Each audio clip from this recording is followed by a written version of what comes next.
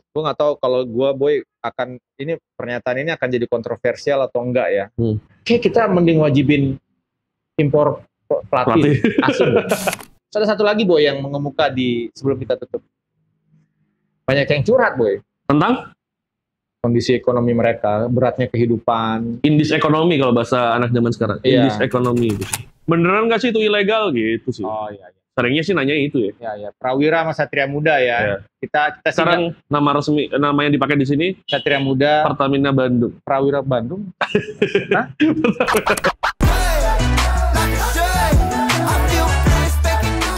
Halo, selamat datang kembali di Main Basket Podcast. Udah berapa Boy? Berapa tahun? 13 kan, 13 tahun ya. 13 tahunan puasa kita nggak ini ya. Kita muncul lagi nih karena excited ada IBL All Indonesian 2025 16 sampai 31 Agustus di Gor Basket Manahan Solo. Kita akan bahas itu Boy, banyak Boy tentang lokal semua yang main, nggak ada naturalisasi, nggak ada heritage, nggak ada. Gitu. Tapi lu pas pertama nyampe sini ada orang-orang nanya-nanya nggak Boy tentang hal-hal lain selain ini? Nanya iyalah pasti tentang kemarin ya masalah yang kita taikin di Instagram Main Basket, di web Main Basket juga tentang beneran nggak sih itu ilegal gitu sih. Oh iya. Seringnya sih nanya itu ya. Ya. Prawira sama Satria Muda ya. Kita sekarang nama resmi, nama yang dipakai di sini Satria Muda, Pertamina Bandung. Prawira Bandung. Hah? Pertamina Bandung udah mana? SMPB. SMPB. Saya kena juga tuh SMB juga Satria Muda Bandung. SMP Satria Muda Prawira. Dua-duanya kena. Bisa masuk ya. Jodoh emang dari dulu Boy. Enggak, kita nggak akan bahas itu. Tapi gue tuh pengen ngangkat ini sih sedikit. Kalau sisi legalnya udahlah. Kurang lebih sama. Kita udah bahas ya di itu. Ya di unggahan Instagram dicari aja gitu. Judulnya tuh apa ya? Legal tidak legal judulnya di gambarnya. Gambarnya kalau nggak salah Ali Bagir ya. Bagir, betul. Ali Bagir, terus ada Yuda, Nuban, sama siapa satu lagi? Yang pemain asingnya yang gue tanya ini Washington ternyata bukan Washington, siapa? Oh, Corey Riley Ross. Corey Riley Ross. Brandis, sorry. Brandis. Abangnya. Ya, lu lihat situ aja, baca itu aja deh. Orang-orang bereaksi dari unggahan. Gue cuman ini yang belum kita bahas tuh, yang mungkin ya kita bahas ini aja sih. Sebenarnya kita nggak tahu juga ya perasaannya, tapi kita bisa baca lah dari komentar, dari reaksi orang-orang. Ada satu unggahan di Main Basket yang karangan bunga tuh, yang dikirim oleh Family Jakarta. Itu sampai hari ini kayak udah dilihat lebih dari 1,1 juta kali. 1,1 juta kali mereka ngirim 3 karangan bunga ke 3 tempat gitu. Itu ya luar biasa sih. Maksudnya mungkin ada beberapa orang bilang lebay gitu. Enggak, buat gua enggak, itu enggak lebay. Itu karena memang dua-duanya ya ada koneksi yang sangat mendalam antara Prawira dengan fansnya, baik dari Prawira sebelum-sebelumnya ya, nama-nama sebelumnya. Begitu juga Satria Muda dengan fansnya. Jadi dengan adanya peristiwa ini itu bagi kedua belah pihak, maksud gua di fans itu ini merupakan kehilangan yang sangat mendalam bagi dua pihak. Betul, aneh sih maksudnya perasaannya you wake up one day and then your favorite team's gone gitu, kayak hilang aja gitu. Jadi ya wajar aja sih kalau reaksinya seperti itu. Gue sangat mewajarkan sih. Ya, karena nggak kebayang juga misalnya orang London Barat tiba-tiba bangun-bangun West Ham-nya bubar. Ya, itu kayak wah gila, kosong banget hatinya tuh. Bukan satu bubar ya pindah ke kota lain gitu. Oh iya, betul, pindah juga gitu. Satunya pindah juga. Jadi itu terus juga soalnya gini, gue akui lah, gue tuh besar sebagai pendukung Prawira gitu. Dari mulai Panasia, kemudian jadi Garuda. Bahkan gue juga dulu sempat nonton Hatex gitu. Walaupun belum sedalam itu waktu itu ya, tapi mulai nonton Panasia. Jadi memang gue tidak mewakili para pendukung Prawira atau apapun gitu. Jadi kalau lu ngedukung sebuah tim, misalnya Prawira nih, dia di IBL baru juara 1 kali gitu. Terus di Kobatama pernah 2 kali gitu. Ya buat para pendukung Prawira, Garuda, Panasia, mereka kan lebih bangga sama 1 kali juara itu gitu. Daripada kemudian manajemen mendatangkan nih ada yang 12 kali juara nih. Apalagi kalau lu tahu sejarahnya, itu tuh musuh bebuyutan gitu. Iya, rivalry. Gitu. Iya. Gua ada di Gor Citra beberapa kali, bukan hanya beberapa kali ya, mungkin hampir di semua kejadian itu gua ada. Ketika satu Gor Citra itu berteriak mencaci Faisal, mencaci Amin lah, mencaci para pemain Satria Muda gitu. Dan kondisinya saat itu tuh berbeda, IBL awal ya, berbeda dengan sekarang gitu, di mana para pendukung tuh bisa sangat cair, duduk bareng gitu. Dulu mah nggak bisa. Dulu dalam satu Gor Citra tuh ya isinya pendukung Garuda semua gitu. Ya. Ada memang yang datang dari Jakarta, tapi gue sih ya sorry to say nggak begitu yakin mereka nggak kayak sekarang yang misalnya beda banget ya. Sekarang kan dapat di belakang bench SM misalnya gitu ke situ mereka dapat space gitu. Kalau dulu nggak kayak gitu. Enggak, dulu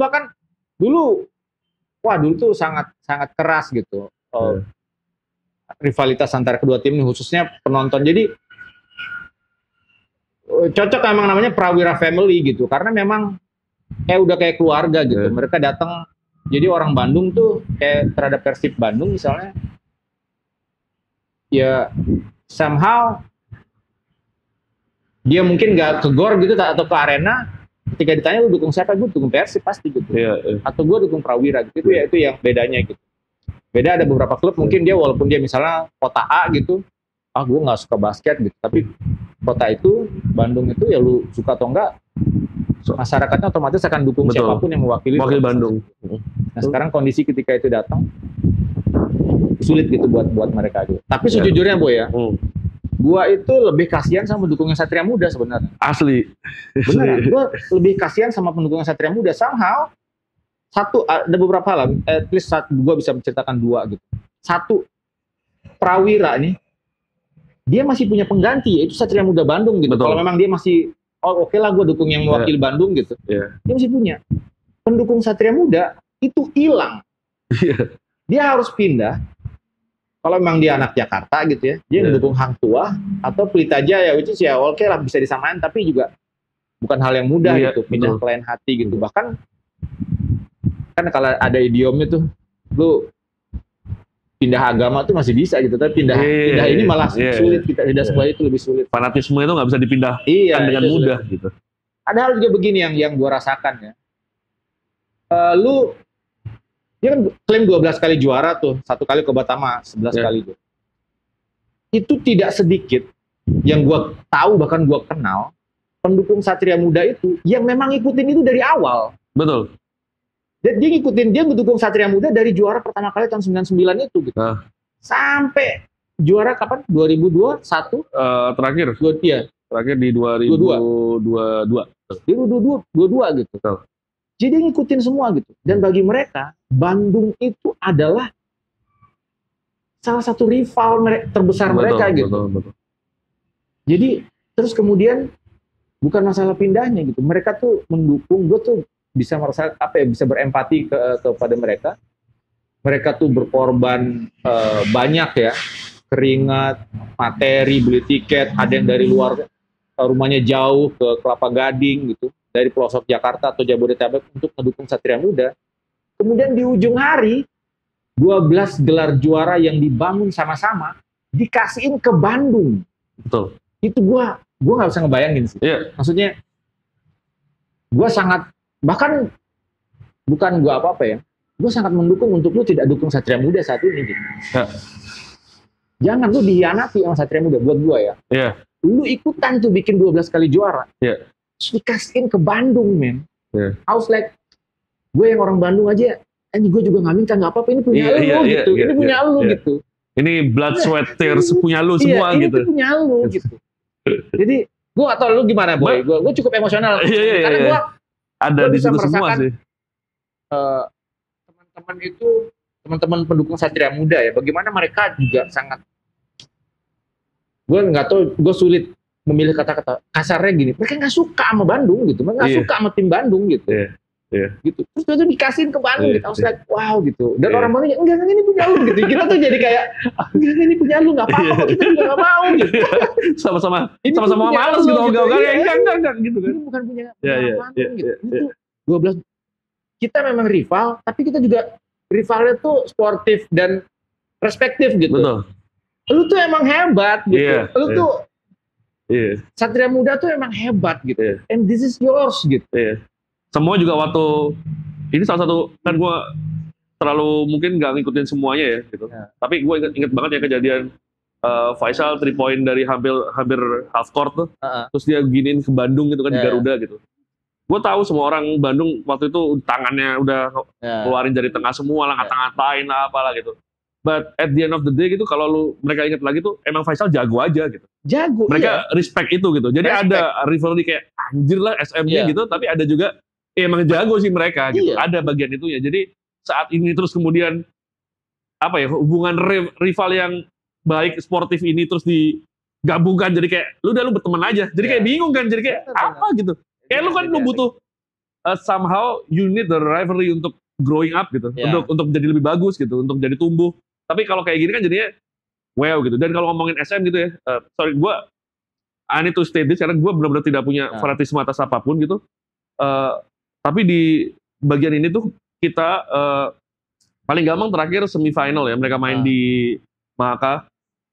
Gue sama MK itu kalau berangkat kan cukup pagi ya, kayak waktu itu hamin 3 jam gitu kita udah berangkat gitu. Karena nggak ada yang tahu kalau dari Jakarta Pusat ke Jakarta Selatan ke Kelapa Gading berapa lama. Kita berangkat, believe me or not itu 2,5 jam sebelum itu buka kali ya. Sebelum pintunya dibuka udah ada pendukung SM. Iya. Kayak men gitu gue kayak. Itu kalau menurut gue menunjukkan betapa gilanya mereka terhadap SM gitu. Terus berapa kali gue ngobrol sama anak-anak SM, kayak sering kan mereka tiba-tiba di nge-repost story-nya fans-fansnya gitu. Gue nanya, kok fans ini ada di mana-mana ya gitu? Iya dia ikut kemana-mana gitu. Dia ikutin kita kemana-mana, bahkan dia datang 2 jam sebelum game atau apa gitu.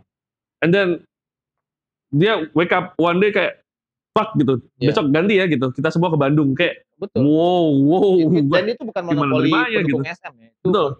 Pendukung Prawira ya begitu, pendukung Pelita Jaya begitu gitu. Sejauh ini yang gue inget dulu juga CLS dan Aspak juga punya pendukung seperti itu gitu. Dulu dia main di Solo, ini ada nih anak nih gitu. Kemudian dia main besoknya di Bandung, muncul lagi gitu. Ayo Mas, ayo Bang gitu. Kemudian main di Surabaya gitu, ada dia pakai baju Garuda atau pakai baju Satria Muda. Jadi sekarang pun Rans juga udah punya kayak gitu penonton gitu. Maksudnya Rans nih tim yang baru 4 tahun gitu. Ya Solo juga. Gitu. Satria juga masih baru gitu. Apalagi yang segitu lama gitu loh. Jadi kayak itu aja sih kalau tentang Satria Muda sama Prawira. Jadi gue lebih oke yang sisi legalitas udahlah itu balik lagi lu tinggal baca aja itu dari kami ya itu. Cuman emang and stand still. Tidak ada perubahan tentang itu. Karena kita motivasi kenapa dia digabungin atau apalah bukan digabungin tapi digabungin. Motivasinya apa kita juga nggak pernah tahu gitu.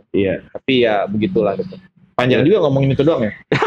Lu kalau lihat ini gimana Boy? All locals Boy? Somehow gue tadi nunjuknya ke sini karena kita di sebelah Gor sebenarnya. Gor Manahan di sebelah kita. Somehow gue agak surprise kalau 2 tahun ini. Karena kayak tahun lalu sesuai ekspektasi gue kayak begitu asingnya nggak ada, it's a low scoring game, a lot of turnovers gitu. U40 balik lagi gitu. Tapi ini udah masuk hari kita take ini hari ke-5 ya betul. Hari ke-5 U40 nggak ada.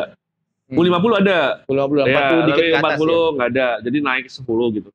Terus yang pertama gue menyoroti sebenarnya ada sedikit yang mengganjal di gue adalah fakta kalau misalnya ini tuh digelar not even 1 month, 1 bulan setelah final IBL-nya. Iya. Nggak sampai bulan ya? Nggak sampai. Final IBL tuh selesai di 20 Juli, ini mulai 16 Agustus. Nggak sampai sebulan. Itu sebenarnya yang mengganjal gue karena sebenarnya konseptualnya kalaupun bukan off season persiapannya juga terlalu mepet. Kalau buat off season atau pramusim gitu ini juga terlalu mepet parah gitu. Jadi kayak nggak ada waktu untuk pemain tuh mengembangkan dirinya di konseptual itu gitu. Jadi apalagi pemain PJ dan Dewa ya. Untungnya Dewa narik yang veteran-veteran, tapi PJ masih ada gitu. Karena ya mereka butuh adaptasi sama Coach Dave gitu ya. Jadi masuk akal lah gitu. Cuma itu kalau yang mengganjal itu. Tapi kalau so far secara permainan somehow terlepas dari masih banyaknya hal-hal gerasa-gerusunya, tapi lebih menyenangkan aja ngeliatnya gitu. Sama, gue juga merasa nonton, gue nggak bilang kayak lebih gini.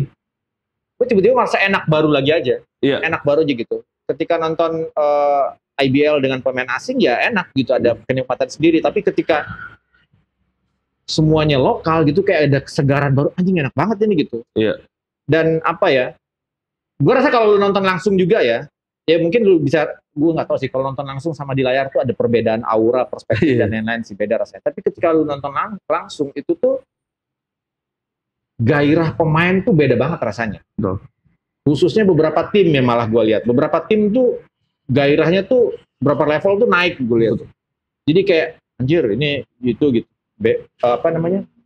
Terus ini sih menurut gue, mereka tahu mereka mati di lapangan nih buat mereka dan sesamanya gitu. Menurut gue, kalau di reguler mereka mau jatuh-jatuhannya cuma buat si asing gitu. Feeling gue ya gitu. Rasanya kayak gitu mungkin yang mereka rasakan. Jadi akhirnya you can feel differently dari cara mereka bergerak, cara mereka ngomong satu sama lain, cara mereka masuk ke lapangan itu berbeda sih. Maksudnya jadi hal itu. Kemarin gue juga sempat nanya gitu di press conference ke pelatih gitu. Kenapa kok saat pemain asing kalian harus berubah? Gitu loh. Kan harusnya sama aja. Logik gue adalah gini, kalau dulu kalau ini dianggap sebagai pramusim ya. Yuk kalian udah off season yang ideal ya, off season mempersiapkan pemain-pemain ini untuk memiliki keahlian-keahlian lebih, kekuatan yang nambah, ya semacam itu. Terus kalian memasukkan install sistem, kalian mau mainnya kayak apa, principles-nya apa, terus kalian uji di All Indonesian, tes, kalian kalah gitu, katakanlah ya udah kalah dari 5 game, kalah 3 atau 5 game nggak menang gitu. Kan dari situ bisa dievaluasi tuh sebenarnya apa yang kurang gitu. Oh, somehow we need guard gitu. How we need bigs, how we need wings gitu. Jadi mereka pemain asing itu masuk sebagai sistem yang untuk ngisi itu gitu. Nah, yang akhirnya terlihat selama ini adalah saat bermain lokal mainnya pakai skema seperti ini, main asing skemanya asingnya gitu. Nah itu yang gue kayak harusnya nggak gini gitu loh. Harusnya nggak gitu. Iya harusnya sama aja. Maksudnya mereka itu adalah puzzle yang lu masukkan sebagai tambahan melengkapi gitu. Bukan mereka intinya gitu. Jadi mereka bawa puzzle baru. Anak-anak lokal ini yang oke, gue harus menyesuaikan nih gitu. Jadi misalnya siapa ya gitu ya, yang biasa bawa bola, paling gampang di Tangerang Hawks, Nicholas Mahesa gitu, point guard. Dia kalau ada asing, dia gak bawa bola nih, ada Stephen Bruns kemarin, dia gak bawa bola gitu. Dia jadi shooter. Nah sekarang dia jadi yang bawa bola gitu. Sama like, oke, memang semua pemain harus profesional, lu harus bisa mengisi banyak roles. I get it gitu. Tapi it's a different feeling gitu loh. Untuk lu feel of the game nggak bisa dapat kayak gitu aja gitu. Dan kenapa harus diubah gitu kalau selama ini kekuatan dia adalah di situ gitu. Di satu sisi gue juga ada 1-2 tim yang gue sayangkan tidak sebergairah yang lain sebenarnya. Betul. Jadi ada beberapa tim tuh wah gila lu gitu, padahal lu potensial menurut gue gitu. Tanpa asing nih sebenarnya lu bisa berkompetisi dengan sangat baik, dengan sangat kuat gitu, apalagi materi pemain lu cukup baik gitu. Sayangnya nggak kelihatan gitu. Kalau misalnya energi itu diibaratkan api, ada yang menyala, ada yang redup. Ini tuh basah. Ada basah. Udah gak ada api ini, udah gak ada apinya, lembab, udah gak bisa mau dinyalain kayak apa juga gak nyala ini. Itu dari segi game ya, dari segi game di dalam gitu. Tapi ada satu hal, ini bukan precision boy. Ntar kita dimarahin. Iya, nggak apa-apa. Jangan. Iya, apa marah aja. Memang ini bukan pramusim, jadi ini memang ya IBL All Indonesian. Jadi sebenarnya turnamen ini tuh kalau kita ngerunut sejarahnya udah ada dari awal sebenarnya, cuma diganti-ganti nama. Jadi gue agak, kenapa ganti-ganti nama ya? Kenapa nggak dipatenin aja IP-nya gitu? Tapi kalau nanti penyelenggaranya beda, nah sekarang kan kui itu. Harusnya for at least 3 tahun deh. Misalnya kayak dikasih kayak DBL misalnya, DBL by siapa gitu. Jadi ini misalnya IBL All Indonesian by kui misalnya.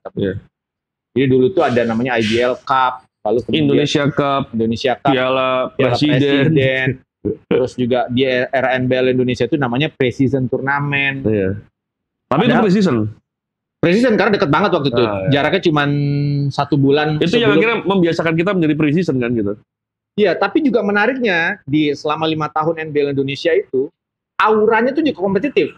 Oh tetap aja? Kompetitif, gitu. Jadi sangat kompetitif. Misalnya dia main di Malang atau dia main di Surabaya gitu, walaupun dia Pre-Season, orang tuh tetap datang untuk nonton dan abaikan judulnya gitu, kayak bukan Pre-Season. Jadi liga tambahan aja gitu. Liga tambahan aja. Nah, makanya sempat namanya Perbasi Cup gitu. Perbasi Cup, betul. Makanya gue bilang apalagi salut untuk All Indonesian yang tahun ini, dia lebih banyak pertandingannya daripada tahun lalu. Betul. Tahun sebelumnya 2024. Ya, tahun lalu itu bagus.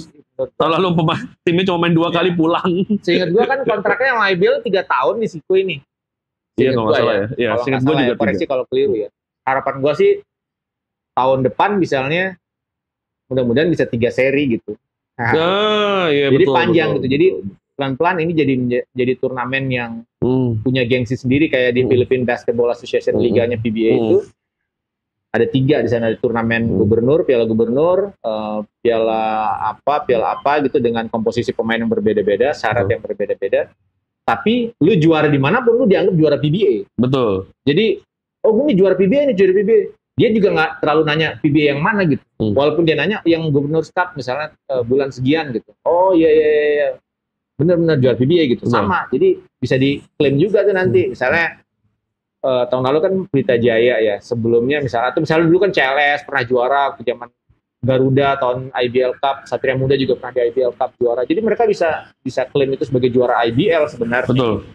Lebih ke ini juga sih. Misalnya kalau ini bisa dibikin misalnya another turnamen, another league itu rasanya, jadi bangun hype-nya juga kerasa lebih enak gitu. Kalau ini kan kayak, kalau orang yang agak skip nih sebulan terakhir gitu, katakanlah dia liburan ke Eropa gitu, nggak apa-apain gitu, terus tiba-tiba kayak, udah main lagi nih IBL gitu. Kan bingung tuh, kayak, nah kemarin baru juara gitu, jadi kan itu waktunya juga akan membangun hype-nya juga sih, maksudnya kan lebih ke informatif aja, karena somehow nih beberapa orang Solo di sini gitu nanya kayak, badminton ya mas gitu, jadi kayak, menurut gue akhirnya belum kebangun gitu loh karena emang soalnya sebelum ini ada badminton. Oh, alah, Jadi dikira masih berlangsung gitu.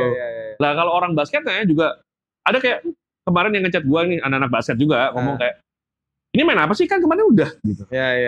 Bukannya kemarin kalian barusan ngulas tentang itu gitu. Kok udah lagi gitu kayak. Oh iya juga ya gitu. Jadi gitu. Terakhir boy. Kalau dari sini menurut lu apa ya kalau bahasa Indonesia gue mikir impresi lu yang paling mengesankan dari event IBL All Indonesia ini apa boy sejauh ini? Sebenarnya ini agak personal sih. Jadi ada beberapa anak yang gue lihat main dari SMA sekarang udah main. Gitu. Nah itu rasanya kayak apa ya kayak udah di sini aja jadi bocah gitu. Jadi rasanya kayak gitu dan somehow so far mereka nunjukin apa ya bisa gitu. Bukan at least menunjukkan keberanian yang sama saat mereka lawan teman-teman seangkatan mereka gitu. Kan sama kadang lu ngerasa ada pemain yang waktu di SMA OP banget, bahasa anak sekarang tuh overpower banget. Pas ketemu yang seniornya kayak ya bang gitu kan. Nah tapi di sini ada mereka tetap kayak ya gue juga pengen menang gitu. Gue bahkan mostly mereka punya foto bareng pemain lawan-lawannya mereka itu, tapi sekarang mereka lawannya ya gue lawan mereka gitu, gue nggak perlu takut apa-apa. Itu yang gue rasain di beberapa pemain muda dan mostly sih hampir semua ya, mostly hampir semua pemain mudanya punya jiwa itu sih so far. Gue nggak tahu kalau gue boy pernyataan ini akan jadi kontroversial atau enggak ya. Gue terkesan banget sama Coach Lale, panggilannya Coach Lale, nama panjang beliau belum hafal karena agak sulit namanya, dari Eropa Timur kalau nggak salah ya. Serbia ya. Menyaksikan Hawks yang sekarang tuh berbeda gitu, sangat nikmat buat gue pribadi. Di situ gue punya pikiran gini, satu pertama ketika ngelihat beberapa pemain, bukan hanya pemain Hawks, gue lihat kayak pemainnya bisa nih compete di level yang lebih tinggi lagi daripada IBL gitu. Betul. Kayak bisa nih gitu. Terus kemudian ketika lihat lagi Coach Lale gitu, lalu kemudian kita juga punya referensi beberapa pelatih asing sebelumnya, misalnya Coach Dave yang masih ada Anthony Garbelotto. Somehow gue melihat kayak kita mending wajibin impor pelatih asing. Mindsetnya jadi beda, mainnya jadi beda. Jadi beberapa hal gue nggak tahu ya, mungkin lu juga bisa nggak setuju gitu. Tapi buat gue ada beberapa hal detail gitu yang selama beberapa tahun oleh pelatih lokal gitu gue agak sulit ngelihatnya gitu. Nah itu tuh tiba-tiba Coach Dave masuk, pemain yang biasa aja jadi jago. Kalau lu inget Anthony Garbelotto di NSH ya? Iya, NSH ya. Infandi Hangki jadi berbeda. Infandi jadi most improved player. Ini jadi berbeda. Begitu juga ketika ini datang gitu. Pemain yang mungkin nggak usah beberapa bulan yang lalu lu nggak lihat dia siapa gitu di Hawks itu, biasa aja gitu. Tapi pas kemarin lihat game-gamenya Hawks, anjir bisa begini ya. Ternyata nih anak hanya karena dia kita ganti pelatih, ternyata kita punya potensi gitu. Betul. Potensinya kelihatan gitu. Betul. Itu gue jadi mikir, ini apa ya? Pelatih kali ya gitu. Pelatih kita nih jangan-jangan nih gitu. Pelatih kita nih yang bermasalah gitu, misalnya gitu. Apa nih yang pelatih kita harus pelajari ya? Jangan, mudah-mudahan teman-teman pelatih, gue juga teman kita pelatih banyak.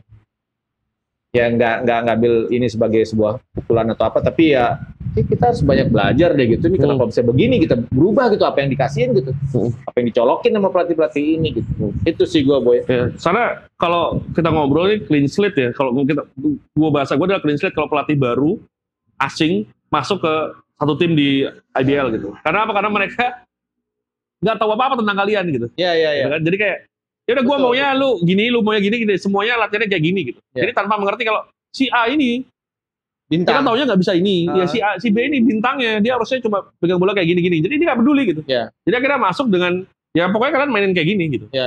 Coach Lale itu kemarin untuk pertama kalinya memainkan Armando Kaize gitu. Iya, dan gue takjub. Yang udah 1 tahun nggak main gitu menurut gue. Gue lihat Armando gitu, bisa begini anak ini ternyata gitu. Cuman emang masih gemuk aja. Iya betul, betul.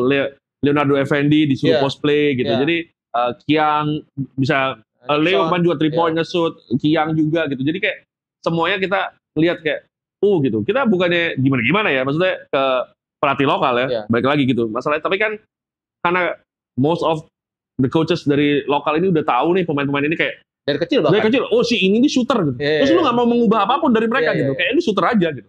Enggak, bukan gitu maksudnya. Harusnya kayak we don't know, apalagi masih usia berapapun ya. Maksudnya LeBron tuh jadi playmaker di usia 36 gitu. Kayak kenapa kita harus berhenti mencoba gitu. Jadi jangan-jangan bisa dibuat lagi gitu. Dan ya sekali lagi kita dan pemain-pemain itu mau loh. Betul sebenarnya. Dan mau gitu. Dan seharusnya kan mau emang gitu. Jadi mau gitu. Profesionalnya gitu. Jadi ya emang angin segar sih kalau kita ketemu pelatih baru gitu. Dan paling aman juga ya so far Dave, Coach Tony, even Coach Gibi dulu ya, Coach Dave ini juga salah satu yang bisa kayak nemuin orang aja paling gampang dari dulu Indra Muhammad gitu. Saat ada Dave kayak clicking aja jadi 3ND gitu. Luka waktu itu punya kembali meledak lagi pasca cedera sebanyak itu ya sama Dave gitu. Reza gitu. Kayak somehow mereka tahu gimana cara mencet tombol on-nya pemain-pemain gitu. Dan mungkin itu yang perlu dipelajari juga dari pelatih kita. Itu juga itu sih. Ada lagi, Boy? Apa ya? Gore. Gore-nya bagus menurut gue. Bagus banget kata gue. Bagus banget, cuma emang belum jadi. Belum lengkap. Masih ada beberapa instalasi kayak yang harus ditambahin gitu, tapi bagus banget. Ini kalau ada air conditioner dia akan jadi gor terbaik kedua se Indonesia Arena. Iya sih, lu lihat aja lah, lu lihat sendiri. Iya, lu harus datang ke sini sih, parah. Lu juga setuju. Parah. Kan memang lapangannya itu settingan, jadi bisa dibawa ganti. Bongkar pasang. Gornya, walaupun memang kalau lu perhatiin dan lu pernah datang ke gor-gor yang lebih baik, ada beberapa hal yang Indonesia banget gitu ya. Dipikirkan dengan baik. Ada satu dinding besar, tapi di belakangnya ada tribun gitu. Ngapain ada tempat duduk tapi lu nggak bisa lihat apa-apa gitu. I was like, gimana nih antara arsiteknya gimana sih? Maksudnya apa ya, hal-hal kayak gitu? Ya udah berarti nggak ada tempat duduk di situ gitu. Hal kayak gitu tuh. Terus ya toilet juga. Betul. Ya itu katanya masih belum itu. Salah satu instalasi yang belum tuh masih dalam work in progress tuh salah satu toilet. Tapi secara keseluruhan I think bagus sih. Dan paling menang tuh karena kantin disporanya mantep banget. Kantin disporanya gila. Tempat duduknya bagus. Kantin disporanya tempat duduknya satu-satu. Terus ada sponnya. Ada sponsnya yang bagian bawah. Tempat duduknya ada bantalannya. Jadi bukan cuma single seat plastik aja. Terus secara kompleks juga, tadi gue bilang juga sama Adrian, secara kompleks gue tuh seneng sama kompleks Manahan. Karena dia kayak jadi ruang publik bagi orang Solo. Iya. Gue rasa nggak banyak yang kayak gini ya di Indonesia ya. Betul. Mungkin dan lumayan tengah kota gitu loh, maksudnya nggak yang jauh. Tengah kota banget gitu. Oh ini tuh tengah kota ya? Iya lah. Bukan Sriwedari situ tengah kota ya? Ya deket-deket aja sih, tapi cuma 2 kilo doang. 1 kilo doang. Pasar Klewer juga cuma gitu. Iya. Paling cuma Jakarta yang kayak gini ya, si GBK ya, komplek GBK. Betul. Terus ini gue sih nggak inget lagi yang, kalaupun ada Jakabaring kali ya, nggak tahu sih. Kalaupun ada jauh belum pernah saya di luar kota gitu. Betul. Jakabaring juga kalau nggak salah di luar kota ya, kalau nggak salah dia agak ke Muba sana. MK yang pernah ke Palembang. Ya kan dia ke arah Muba ya, ke arah Musi Banyuasin sana. Nggak tahu ya. Tidur gue kalau lupa gue, tapi kurang lebih kayaknya gitulah. Ada satu lagi Boy yang mengemuka di sebelum kita tutup. Banyak yang curhat Boy. Ke lu gitu? Kayaknya ke lu juga mungkin. Tapi ke gua iya, ada beberapa klub lah curhat, mulai berteriak, keluh kesah tentang kondisi ekonomi mereka, beratnya kehidupan. Indis ekonomi kalau bahasa anak zaman sekarang. Iya. Indis ekonomi. Jadi beratnya kehidupan. Tapi emang ngomongin apa? Ya salah satunya udah ngobrol di Om Ogi sama Om Ujo gitu. Tentang beratnya menjalani musim di IBL gitu. Maksudnya home and away berat kan.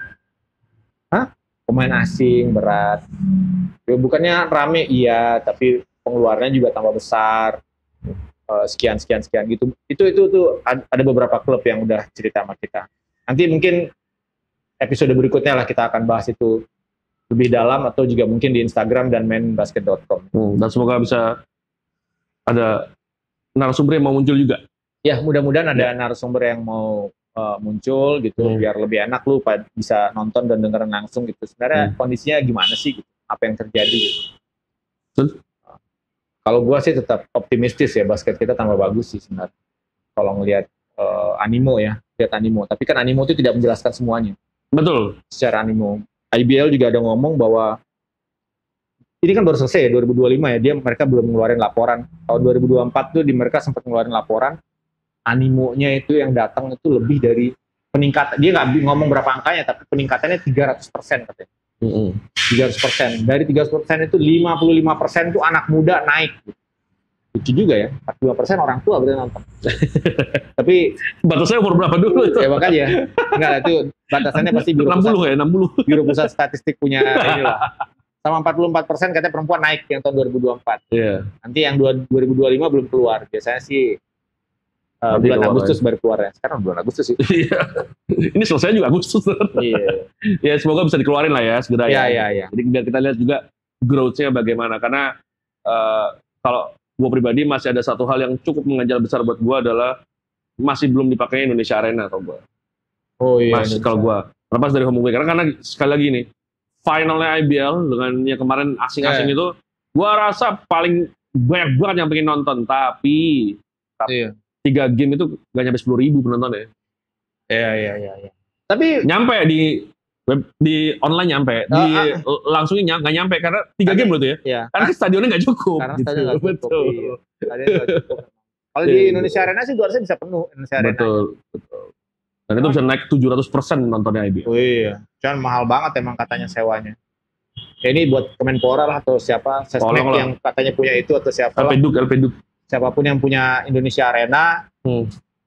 Siapapun yang punya.